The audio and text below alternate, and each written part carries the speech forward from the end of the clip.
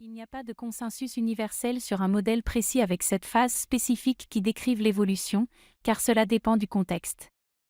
Cependant, je peux vous fournir une approche générale basée sur l'évolution biologique, qui est souvent divisée en plusieurs étapes. Gardez à l'esprit que cela ne représente qu'une perspective parmi de nombreuses autres manières de conceptualiser l'évolution. Voici une interprétation générale. Origine de la vie. La vie aurait commencé sur Terre il y a environ 3,5 à 4 milliards d'années, dans des conditions propices à l'émergence de molécules organiques complexes. Évolution des cellules. Les premières formes de vie étaient des organismes unicellulaires simples.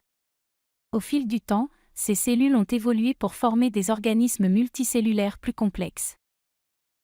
Diversification des espèces. Des organismes multicellulaires ont commencé à se diversifier en différentes espèces, chacune adaptée à son environnement particulier. Évolution des vertébrés. Les vertébrés, avec une colonne vertébrale, sont apparus, marquant une étape importante dans l'évolution animale. Les poissons, les amphibiens, les reptiles, les oiseaux et les mammifères ont émergé successivement. Évolution des mammifères. Les mammifères ont évolué à partir de reptiles primitifs.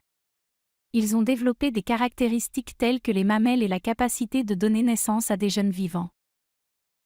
Évolution des primates. Les primates, y compris les singes et les hominidés, ont évolué. Les hominidés, une famille de grands singes qui comprend les humains, ont divergé d'autres primates il y a plusieurs millions d'années. Évolution humaine. Les premiers membres du genre Homo sont apparus, marquant le début de l'évolution humaine. Cette évolution a conduit à l'émergence de l'Homo sapiens, l'espèce humaine moderne, il y a environ 200 000 ans.